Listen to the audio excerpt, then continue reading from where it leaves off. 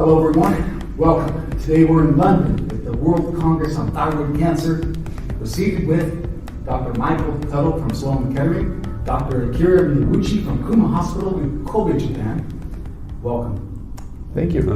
Thank you for having me. Yeah. Thank you, Dr. Miyauchi. Thanks very much. This is exciting. It's always fun to be here with Professor Miyauchi, who taught me how to do all this years ago. So it's fun to be able to sort of pick his brain a little bit more and see how he's thinking about things now. As progressed, we're talking about active surveillance, and even the name active surveillance has changed a little bit or evolved, but it's been going on for more than 30 years now, and it started at Kuma Hospital. Not more than 30, but actually 30 years ago, 1993, I proposed the trial of active surveillance at Kuma Hospital. It was approved and the trial started in the same year.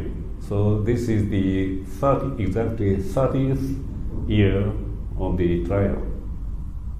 And on past interviews, if those watching or listening on iTunes, they've heard your interviews before on active surveillance. And they're quite popular, your interviews. So it's really special to have both of you seated together for one interview. What have we learned? What new findings are most, would you say, most awe moments right now? Well, the most important thing is the safety of active surveillance. I mean the oncological outcome. I mean the disease progression or appearance of the lymph node metastasis or death from thyroid cancer. Actually, death from thyroid cancer. There is no case of death of thyroid cancer. So the most important thing might be the oncologic safety of the active surveillance. One. The second might be compared to the immediate surgery, the incidence of unfavorable events such as vocal cord paralysis or hypoparathyroidism, or patient with surgical scar, patients taking levothyroxine. These incidences are significantly smaller in active surveillance compared to the immediate surgery. Yeah. I think one thing for patients who are hearing this for the first time, I think it's important that they hear again that you just said during active surveillance there has not been a single case of death, which means, for those listening, that people will have cancer. Well, there was death during active surveillance because of other diseases, other causes, but nobody so far died of thyroid cancer. Yeah, I think that's the real key. And Kira just published in the last week or two 30 years of his experience, the longest experience in the world that we're all still reading and trying to digest. But I think the real key when I talk to patients is what happens if they are one of those that grows a little bit while we're watching. And the message is that we can treat that just as well, that if we would have treated you yesterday. If we watch and things change a little bit, or if we watch and there's a small spread to a lymph node, our therapies are going to be just as effective then as they are now. So we don't want them worried and scared to death what happens if something changes. No, the whole concept of active surveillance, not only in thyroid cancer, but in prostate and CLL and other leukemias and a variety of things, is that early intervention is not critical.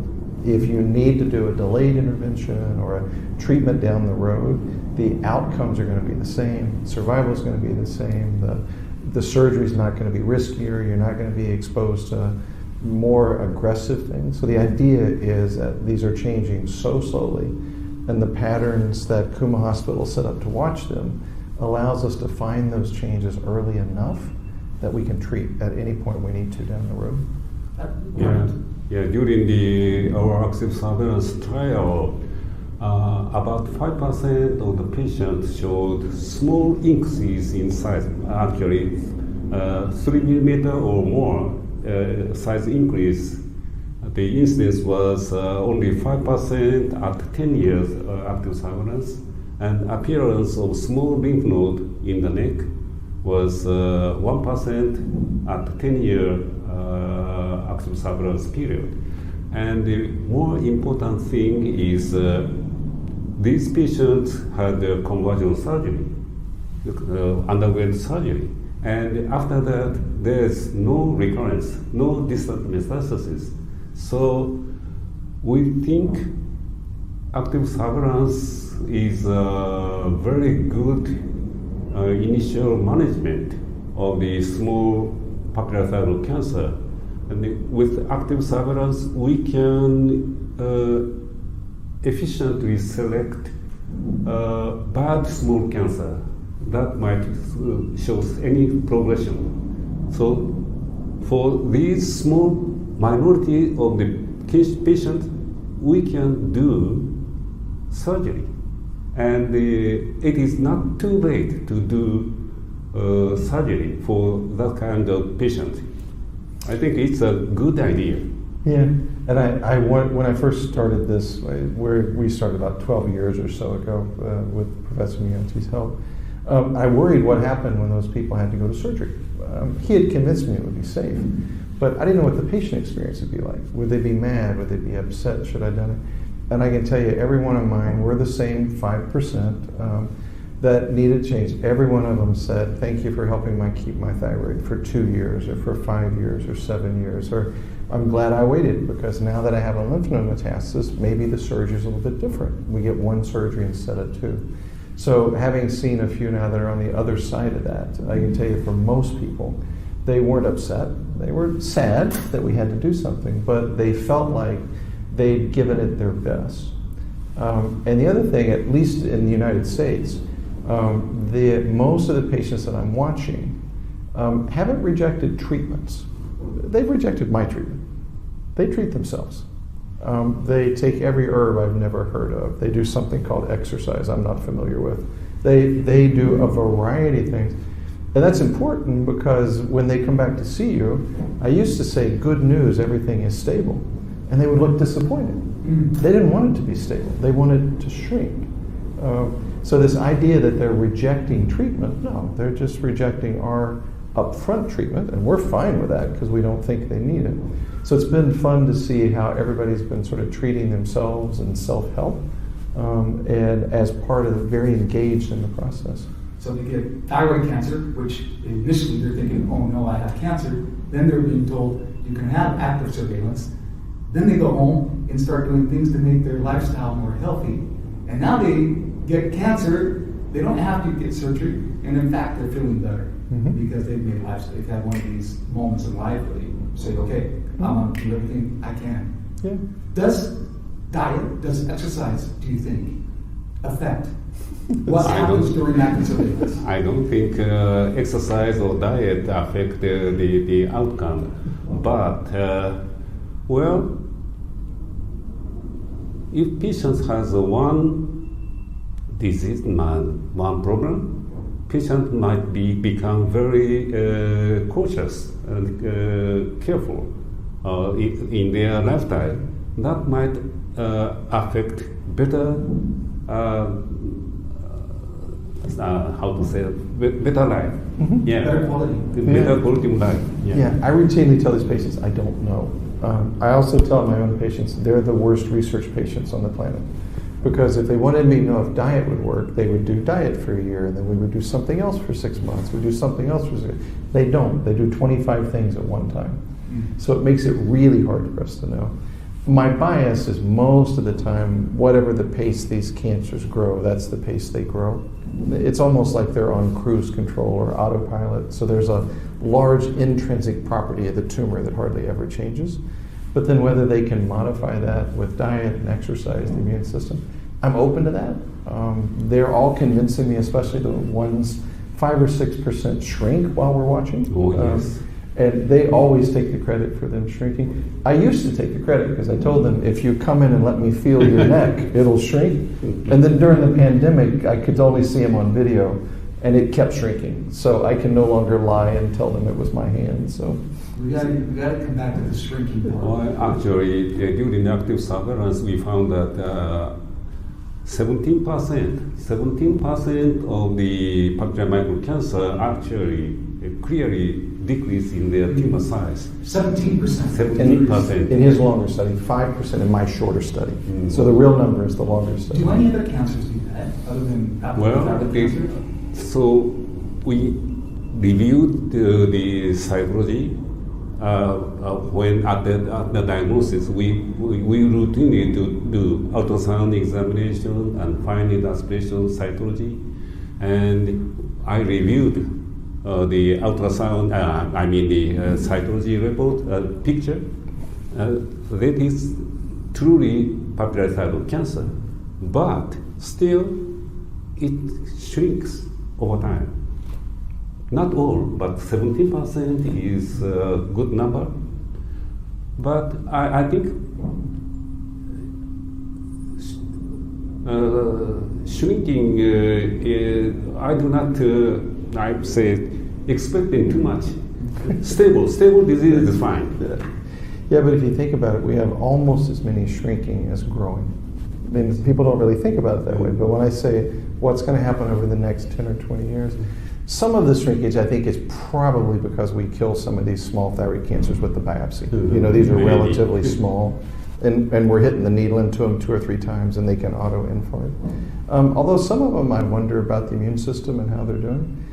We also know benign nodules shrink in the thyroid, 25% of the time, and we don't understand that either. So I don't know whether this is a phenomenon unique to thyroid and thyroid nodules, but those are observations we don't really think about very much till you start seeing a lot of these patients and seeing them get smaller. We've tried to look at the molecular biology of which ones are getting smaller. We can't tell. So we haven't been able to predict which ones are doing that yet. But if we could find some mechanism, there's a potential insight into treating cancer, right? If you knew what it was about those tumors that made them different or made them shrink. But sort of a very interesting unknown box right now, but very real. Have you ever presented to a patient saying that they qualify for active surveillance or they're a good candidate and have them refuse active surveillance and insist on surgery? Oh yes, there are some, but in that case we perform, we provide surgery.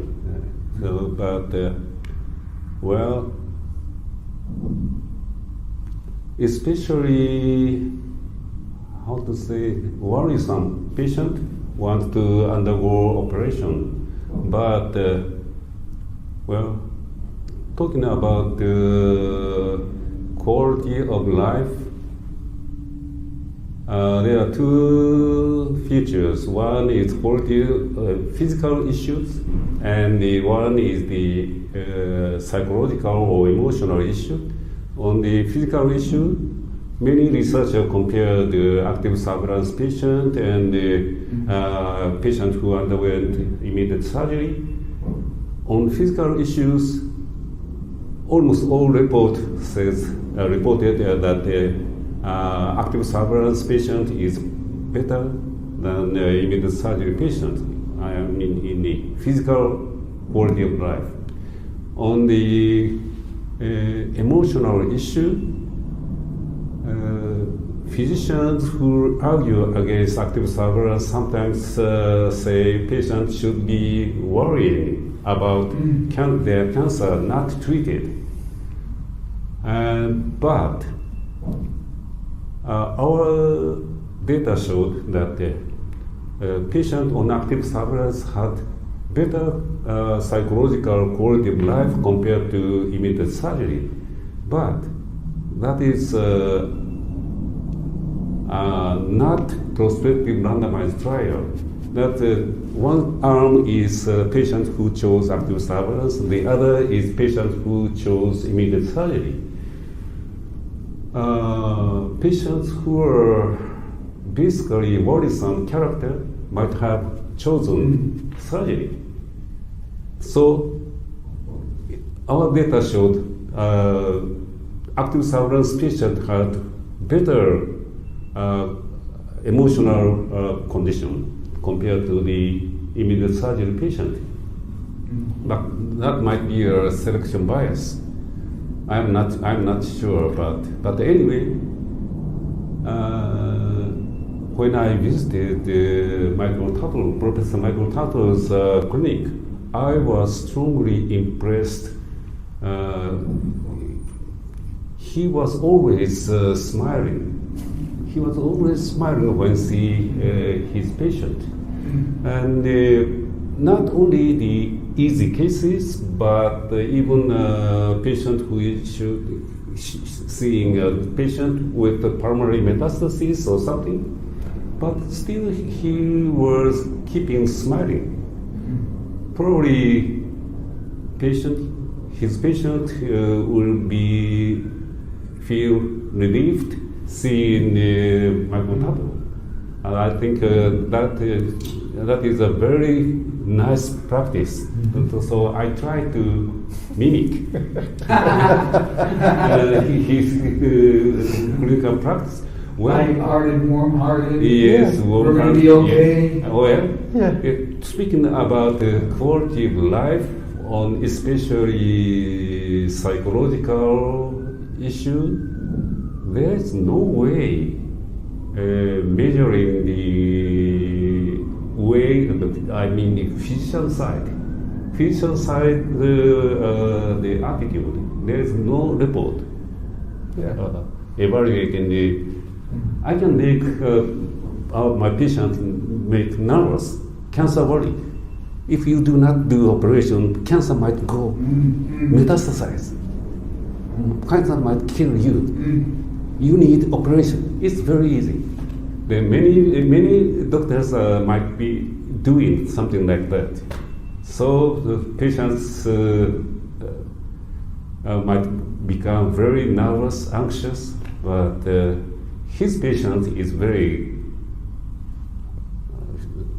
how to say it? Little calm. You don't scare them. You're not giving them fear. You're approaching them the way you communicate with them. Right. So it's the same as I would with anybody I was having dinner with. It's a communication style. Yeah.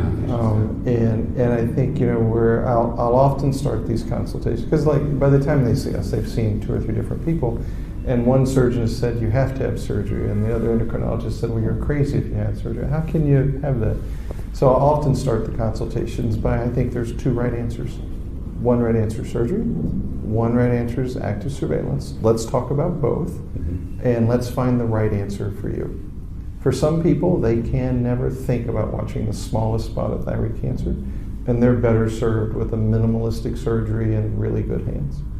And then there are other people that can't imagine why we're rushing to surgery, and they're better served. And what Akira's study showed is if you help people make that decision, and they do, with handouts and paper and information and phenomenal nurses that's helping them. Once they make the right decision, they are very comfortable with that decision. If they made the decision for surgery, even if they had a complication, they are glad they had surgery. If they made the decision to watch, and even if things changed, they were glad they made that decision. So working on how you provide that right balance, and I think part of the focus that I've had is reminding doctors just that. We have a bias. I'm very minimalistic, which makes me unusual for an endocrinologist, right? Surgeons often are more maximalistic because that's kind of the way they are. And you just have to know that you bring that to the table. So that can be a criticism of me because I tend to like less aggressive things. Maybe right or wrong, but I need to know that when I'm talking to you as an individual person. Because people often ask me, well, if I were you, what would you do? And I said, well, you got to understand about me first. Yeah, I use my voice for a living. I lecture for a living. I've seen thousands of patients. I'm going to be laid back. My wife would probably want surgery yesterday, or she'd go to Kuma and get a second opinion. So we have different ways that we address that medical thing. And I think both of our centers do a good job with, we take the credit because we're the face of this. But the reality is it's our nurses, it's our personnel that puts them in the room, it's our fellows that start that conversation with us so that they're comfortable knowing we're not going to let them make a wrong decision. If it's wrong, we'll tell you we think it's wrong. But if it's right, there are shades of gray that we can help you with. I think it's interesting because with both of you, there's patients listening right now who are watching, and they're being told the fear approach by their doctor. You need a surgery. And I think what's important, especially when they're listening to this, how thorough you are walking through and saying, listen, there are psychological, emotional, physical effects of removing your thyroid. It's not just taking a pill. Let's really wait a moment and talk through this. Yeah. And make sure it's something you need or want to do. Yeah, and there's lots of folks now putting together decision aids and websites to help you sort of think through what are the pros and cons of both approaches and what is your value system. I mean, I've got a bunch of people that want surgery, but they don't want it now. They're, actors and actresses and police officers and people that are going to retire in 4 or 5 years. So some of them are using my watching program as a bridge to a better time. It's nice to take that pressure off for some wedding ceremony or something like that. But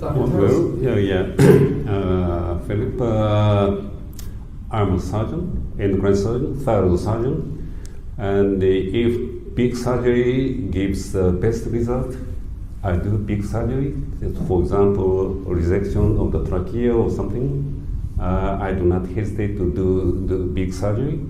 If medium surgery gives the best surgery, I do medium surgery.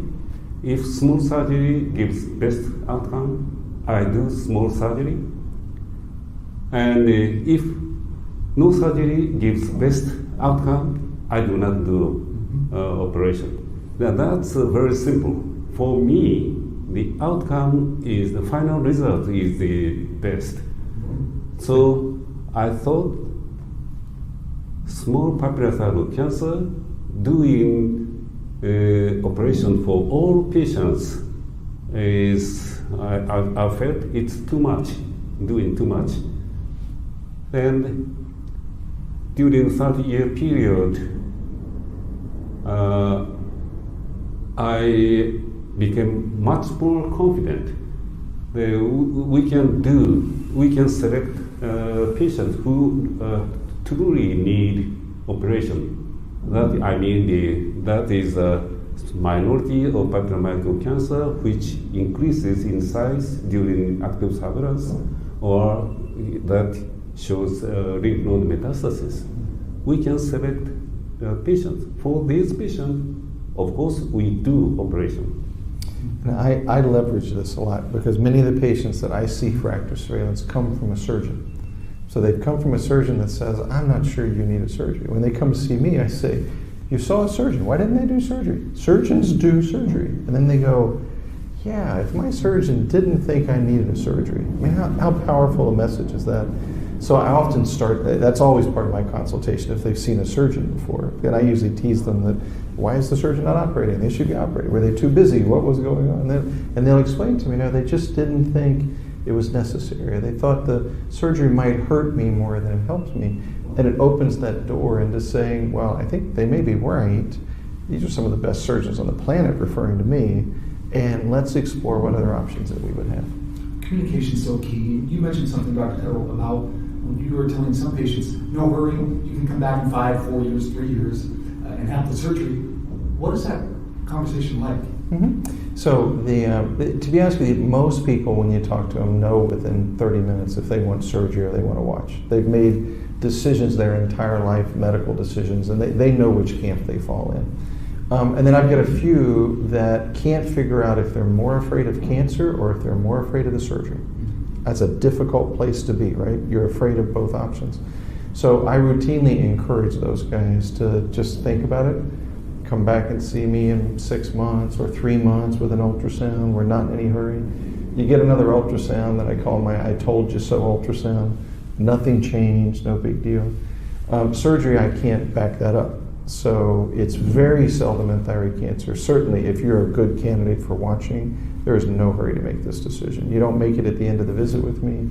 If you need to think about it, talk to me again in 3 months. Some people like to do another ultrasound in 3 months or 6 months, and I say, fine, there's no problem with that.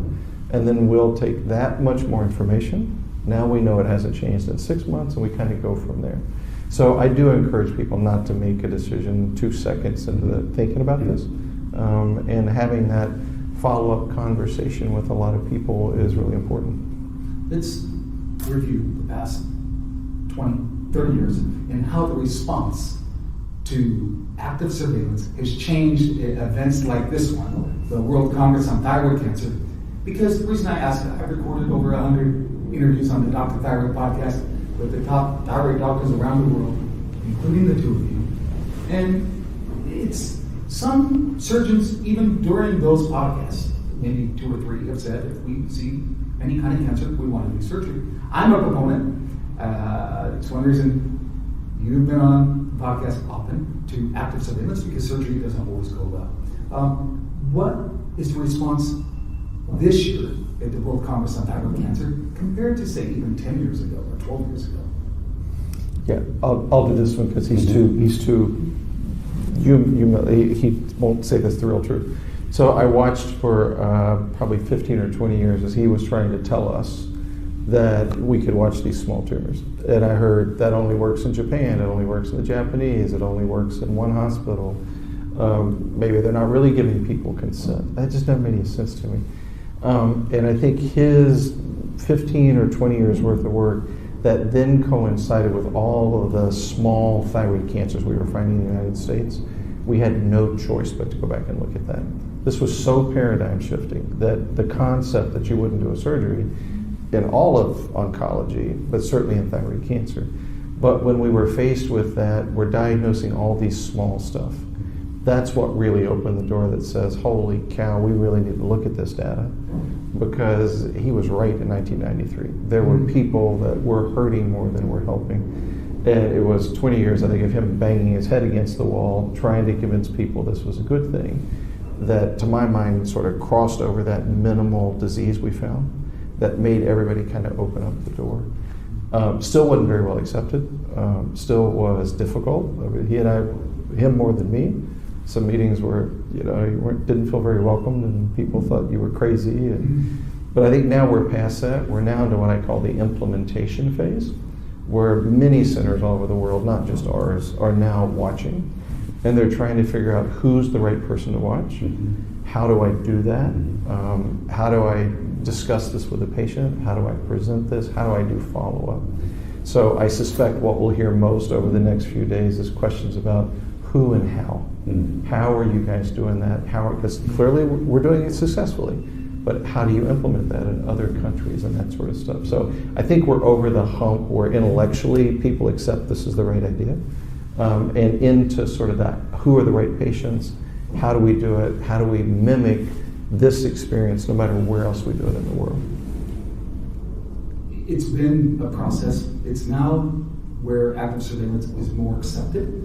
And some of the resistors, you actually have their ear now, more so today than you had maybe 12 years ago. Yeah, but to be fair, there are still people, the same surgeon that would tell the patient to have surgery, if it was in her thyroid, she would have surgery.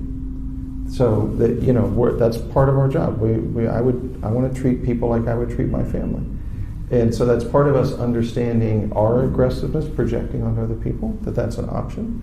So it took me it probably was about 5 or 6 years ago when I realized I wasn't going to convince everybody that this was the right thing. That I just had to get them to accept that this was an option, even if they wouldn't personally do it. So I think we're at that point now. So I don't expect everybody in the whole world to agree that this is a great thing to do. But I just need them to accept that we're not wrong. And I need to accept that this is not ethical. I need to accept that this is a viable treatment option for the right patients. And if as a surgeon or an endocrinologist you don't feel comfortable watching somebody, that's fine. Send them to somebody who might do that. I'm not bound to do every medical procedure in the world if I'm not comfortable with it. But I do need to let people know that that option is available at other places. So I'm not going to try to convince everybody to start an active surveillance program, but to be aware for the right type of people they should refer, the same way we do for clinical trials and distant metastasis. I spent my life as a referral thing, just on the exact opposite end. And I think that's where we are now, and building small, now more university-sized regional places where active surveillance is no longer just 2 or 3 big centers, it's lots of places to some degree. For those watching or listening, and they've been diagnosed with papillary thyroid cancer, if you could tell them one thing, what would you tell them? Oh man, that's a great question. To be honest with you, that's a really hard question because it's hard to answer that without minimizing their experience. You get diagnosed with thyroid cancer, you got a cancer. No question about it. That's the label we put on people. But the vast majority of thyroid cancer, incredibly treatable. Doesn't even necessarily need to be treated right now, many of the times. When I was younger, I used to tell people, don't worry, you'll be at my retirement party. But now people don't find that as reassuring. Apparently I look too old now. So the message is very, very treatable. And the message is generally we're not going to get in a big hurry here. We're going to have some options, we're going to have some decisions that you're often going to be faced with two right answers. There's not always going to be a one right answer here. So you're going to have to sort of think through with me with those issues. So I mean, I think that'd be my sort of take home. Dr. Tuttle, we're going to need an arena for your retirement party. Because for all those you helped, either directly or indirectly, because there's a lot of people that listen to these podcasts, and you've helped them. Same with Dr. Miyuchi. Save them from unnecessary surgery. So your retirement party is going to be quite a celebration. Well, if you want to follow up on that, which anniversary did we come celebrate? The Kuma anniversary was the 90th. 90th. 90th. Last year we had the 90th anniversary of Kuma Hospital, and Professor Michael Tato came to Kuma Hospital to give special lecture at the ceremonial event. And it was an amazing experience to be able to see them honoring him for all of his work, and to get to go to a relatively small hospital in a relatively small city in Japan and tell them how their work had changed the world. Changed thousands and thousands and thousands of people that now have the option of doing that. I mean, you seldom get that in your career. And to be able to, for my wife and I to celebrate that with he and his wife, and let that hospital and community and all the people there that work there know that this wasn't just some crazy idea. This is something that changed dramatically how we do things over time. There are very few people that have that kind of experience in their career, and I think it took 20 years of pushing a rock up a hill to get us to the place where we have enough background information that we could then move that forward. Well, speaking about the acceptance of our idea, actually Professor Michael Tato had a very big influence. He is very strong, influential person, and he actually expanded how to spread our idea to the world. Validation to another part of the world. Yeah, I was very lucky because he was there. It's a good team. Yeah. Yeah, I got to come visit right at the time where this idea was coming. Was there for another reason, but got to see the center, and he showed me ultrasound after ultrasound after ultrasound of patients sitting in front of his computer. And when I went back to Memorial, I said, "This is real." I just saw. We must have looked at 20 or 30 different patients where it was just exactly the same, and that sort of was the genesis of us doing that. Plus, it also shows the benefits of collaboration, because as soon as we decided to do this, I emailed him and said, all right, I don't know exactly how you're doing this, but I got to understand so that I can figure out how to do it on my side. So there were lots of emails and phone calls and drinks all over the planet as he was sort of explaining to me how they did things at Kuma and how I could bring that into a U.S. context and what that would look like. And the fun part was the more of this I learned, the more of it was exactly the same. He was using exactly the same techniques. It just translated over. I thought it'd be something different from culture. Turned out not to be. People are people, and information is information, and options are options, and presenting them. So it's been amazing to see how parallel, even as the two of us have grown over this last 10 years, I'd write him and I'd say, I'm thinking about doing this, and he'd go, yeah, I know, we're writing the paper right now. It works, you're on the right path. So. Well, listen, thank both of you for doing this and saving so many patients from unnecessary surgeries, preserving their quality of life, avoiding a thyroidectomy when they've been told opposite. So this is a thank you from all the patients you've helped. Any final words before we say farewell, Dr. Miyuchi? Well, I think I have told almost everything, and but when I started active surveillance trial 30 years ago, I was worried about about the including elderly patients with papillary cancer because I knew that the elderly patient with clinical large papillary cancer had a poor prognosis.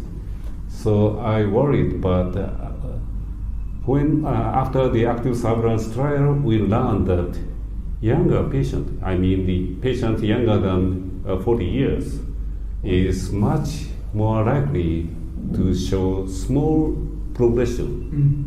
Not very much, but the small progression compared to the older patients.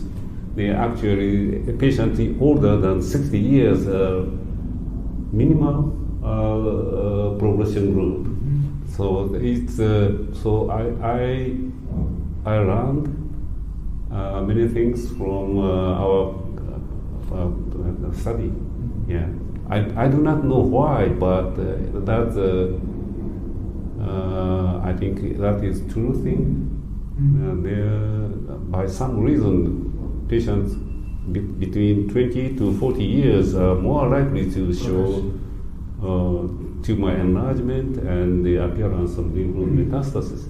But we know these patients are very good after surgery. The prognosis is very good. So I don't worry too much. Dr. Tucker. Oh, I don't know.